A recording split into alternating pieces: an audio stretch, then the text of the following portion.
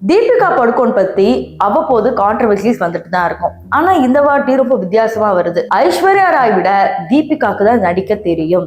For example, இப்ப AI video ஒன்னொன்னா வந்துகிட்டே இருக்கு. இப்ப என்ன பண்றாங்கன்னா, கஜினில விஜய் நடிச்சிருந்தா எப்படி இருக்கும், அப்புறம் ஆடுகளம்ல சூர்யா நடிச்சிருந்தா எப்படி இருக்கும் அப்படின்ற மாதிரி டிஃப்ரெண்ட். இது நானா சொல்றது, இந்த மாதிரி டிஃப்ரெண்டா வேற நடிகர்கள் எந்தெந்த படத்துல நடிச்சிருந்தா நல்லா இருக்கும்ன்றது ஒரு பின்பத்தை கிரியேட் பண்ணிட்டே வராங்க. இப்ப அது போலவே பத்மாவத் அப்படிங்கிற இந்த படம் உங்களுக்கு தெரியும் இல்லையா, இதுல ஐஸ்வர்யா ராய் நடிச்சிருந்தா எப்படி இருக்கும் அப்படின்னு சொல்லி ஒண்ணு பண்ணிருக்கிறாங்க.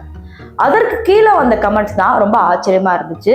அது வேற ஒரு கான்ட்ரவர்சியோட இணைஞ்சது. ஸோ தீபிகா படுகோனோட இந்த கான்ட்ரவர்சிஸ் தான் இப்போ இன்டர்நெட்ல பயங்கரமான வைரல். அது என்னன்னு தெரிஞ்சுக்கணும்னா இந்த வீடியோ ஃபுல்லா பார்க்கணும். ஸோ வாங்க வீடியோக்குள்ள போகலாம். நான் உங்களுக்கு சிவரஞ்சனி விட்டேர் தமிழ்ல இருந்து. தீபிகா படுகோன் பத்தி நான் ஆரம்பத்துல சொன்ன மாதிரியே பாத்தீங்கன்னா, அவங்க மிகவும் ரொம்ப சூப்பரான நடிகர் அப்படின்ற மாதிரி தான் நம்ம எல்லாம் நினைச்சிட்டு இருந்தோம். பட் அது எல்லாமே பிஆர் ஆக்டிவிட்டியா நம்ம மனசுல ஆழமா பதிய வச்சிருக்காங்க அப்படிங்கிற மாதிரி ரசிகர்கள் சொல்லியிருக்காங்க. ஏன்னு கேட்டீங்கன்னா, தீபிகா படுகோனோட முதல் பிலிம்ல இருந்து லாஸ்ட் பிலிம் வரைக்கும் நீங்க எடுத்து பாத்தீங்கன்னாவே எல்லாத்துலயும் ஒரே எக்ஸ்பிரஷன் தான் இருக்கும்.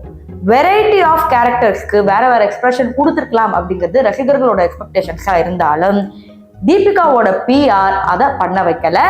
அப்படி ஒரு எண்ணம் தோன்றதுக்கு முன்னாடியே தீபிகா படுகோன் எவ்வளவு கஷ்டப்பட்டு வந்தாங்க தெரியுமா அப்படிங்கிற மாதிரி எமோஷனல் அட்டாக் பண்ணி இதை கம்மி பண்ணிடுறாங்க. இப்ப இதை பத்தின கான்ட்ரவர்சிஸ் தான் பெருசா போயிட்டு இருக்கு.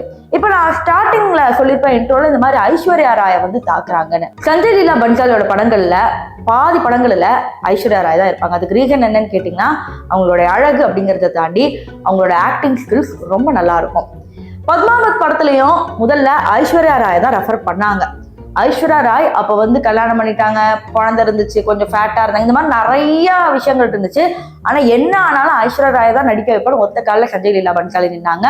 அவங்களுக்குன்னு ஒரு பர்சனல் ரீசன்ஸ் இருந்துச்சு. ஃபார் எக்ஸாம்பிள், அவங்க குடும்பத்திலே அவருடைய கணவர் வேற ஒருத்தவங்களோட அஃபேர்ல இருக்காங்கன்னா அது நிறைய நடந்துச்சு அப்ப.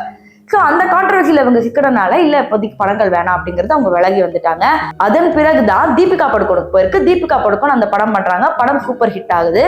இதுல தீபிகா படுகோனோட நடிப்பை பத்தி தான் ஃபுல் அண்ட் ஃபுல் பேசுறாங்கன்னா சத்தியமா கிடையாது. இப்போ நீங்க இந்த செகண்ட் வரைக்கும் பாத்தீங்கன்னா துரந்தரோட ரிலீஸ் வரப்போகுது.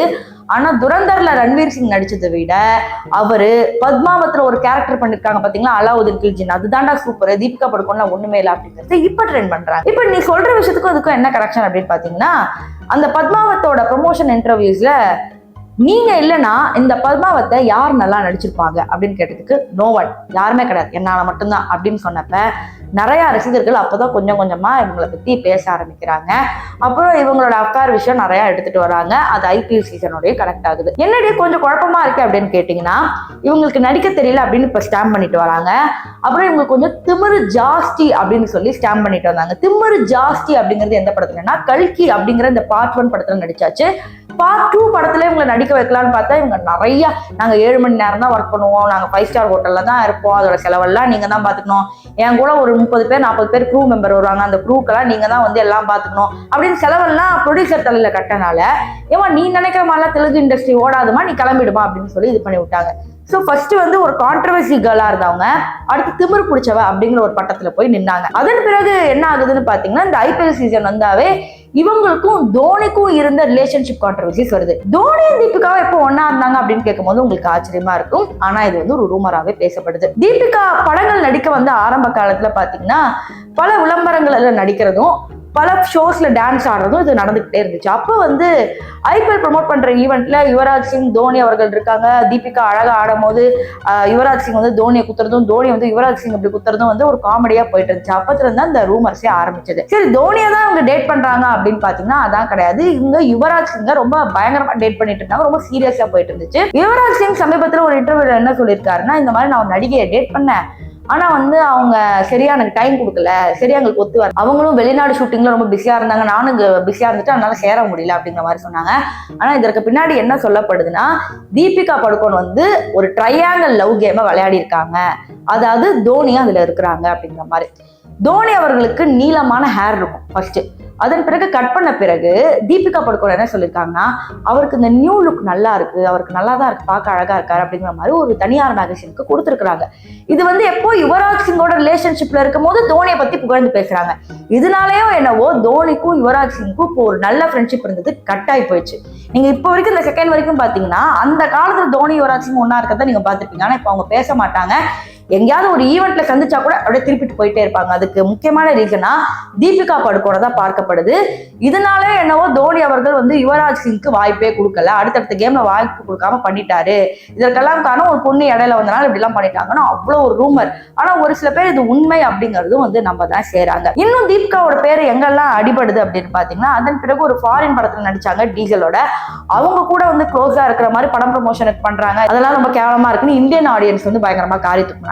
அதுக்கப்புறம் கடைசியா ரன்வீரோட ஒன்னா இருப்பாங்கன்னு பாத்தீங்கன்னா அதுவும் புட்டுக்குச்சு. கடைசியில ரன்வீரோட இப்ப கல்யாணம் பண்ணி சந்தோஷமா இருக்காங்க. அதுக்கும் ஒரு 2 வருஷம் இன்டர்வியூக்கு முன்னாடி அவங்க என்ன சொல்றாங்கன்னா, நான் வந்து மைண்ட்ல இவரோட கனெக்ட் ஆயிருக்கேன், அதாவது வந்து இவர் தான் எனக்கானவர் அப்படின்னு தெரியும். ஆனா நாங்க டெக்னிக்கலா நாங்க எப்படின்னா, நாங்க யார் கூட வேணாலும் பழகலாம், யார் கூட வேணாலும் சுத்தலாம். ஆனா வந்து ஏதாவது ஒரு ரிலேஷன்ஷிப் அடுத்த கட்டம் அப்படின்னாவே எனக்கு ரன்வீர் சிங் தான் முன்னாடி வராரு.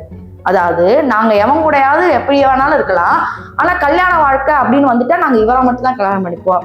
அதாவது எல்லா ஆப்ஷனும் தகுந்து வந்த மாதிரி இவங்க வந்து போர்ட்ரேட் பண்ணிருக்காங்க கரண் ஜோஹர் ஷோல. அது பயங்கரமா கான்ட்ரவர்சி வந்து இப்போ வரைக்கும் போயிட்டே இருக்கு. சரி, இப்போ இதெல்லாம் பழைய கான்ட்ரவர்சி தானே, இது ஏன் ஒரு வீடியோல சொல்றேன் அப்படின்னு கேட்டீங்கன்னா, தீபிகா படுகோன் மேல ஆரம்பத்துல இருந்தே ஒரு நல்ல பின்பம். அவங்க வந்து ரன்பீர் கபூரை பிரிஞ்சதுக்கு அப்புறம் ரொம்ப டிப்ரெஷன்ல இருந்தாங்க. அவங்க அழுகிற மாதிரி வீடியோ, அவங்க இன்டர்வியூல அழுது பேசுற மாதிரி வீடியோ, எப்படி சமந்தாக்கு வந்து அந்த ஒரு நகைச்சத்தினை பிரிஞ்ச பிறகு ஒரு பின்பம் கிரியேட் ஆச்சு, அது மாதிரி இவங்களுக்கும் வந்துட்டே இருந்துச்சு. இப்போ அதே மாதிரி பண்ண ட்ரை பண்ணாங்க தீபிகா படுகோனுக்கு திடீர்னு, ஆனா அது எங்கேயுமே செல்லுபடி ஆகல. மறுபடியும் அதே மாதிரி எமோஷனலா பண்றது, தீபிகா படுகோன் வந்து ரொம்ப ஆக்டிங் பண்ணி அப்படியே டான்ஸ் பண்ணி அப்படியே காலெல்லாம் வலிக்கல, அப்படிலாம் நிறைய எமோஷனலா போட்டு உனக்கு அவ்வளவு சீன்லாம் கிடையாது, உன்னை விட நல்லா நடிக்கிறவங்க நிறைய பேர் இருக்கிறாங்க, ஆளை விட்டு உன்னோட நல்லா தான் நடிக்கும் அப்படிங்கிற மாதிரி சொல்லியிருக்காங்க. இதுல ஐஸ்வர்யா ஃபேன்ஸ் போய் அடிக்கடி தீபிகாவோட பிஆர் வந்து கடிக்கிறனால ஐஸ்வர்யா ராயிடலாம் நீ ஓவரா கிடையாது அடங்கு அப்படிங்கிற மாதிரி எல்லா பிஆரும் வந்து பேசுறாங்க. ஐஸ்வர்யா ராய் பொறுத்த வரைக்கும் அவங்களுக்கு பிஆர் இருக்கா இல்லையான்றது அடுத்த கதை. ஆனா அவங்களோட பின்பத்துக்கு இவங்க இந்த படத்தை நடிச்சிருந்தா நல்லா இருக்கும், இவங்க மிஸ் பண்ண மூவில இப்படி நடிச்சிருந்தா நல்லா இருக்கும் அப்படின்னு சொல்றப்ப தீபிகாவோட தேவையில்லாத இந்த பிஆர் வேலையினாலதான் இப்ப இத்தனை கான்ட்ரவர்சிஸை மறுபடியும் இன்டர்நெட்ல வைரல் பண்ணிட்டு இருக்காங்க. இதை பத்தி ஒரு சில பேருக்கு ஆல்ரெடி தெரிஞ்சிருக்கலாம், நான் சொன்ன ஒரு சில விஷயங்கள் பல பேருக்கு தெரிஞ்சிருக்காது. இது போன்ற பல பாலிவுட் நியூஸை வாரம் நான் வந்து கொண்டு வந்துட்டு இருப்பேன். உலகத்துல எந்த மூலையில எந்த மாதிரியான கான்ட்ரவர்சிஸ் நடந்தாலும் எங்க ரெட்டே தமிழ் சேனல்ல வந்துடும். ஸோ உங்களுக்கு இந்த வீடியோ பிடிச்சிருக்கும்னு நினைக்கிறேன். வீடியோக்கு லைக் பட்டன் தட்டி விட்டுருங்க. அது மட்டும் இல்லாம அடுத்து என்ன பாலிவுட் கான்ட்ரவர்சி வேணும் அப்படிங்கறத மறக்காம கமெண்ட் செக்ஷன்ல சொல்லுங்க.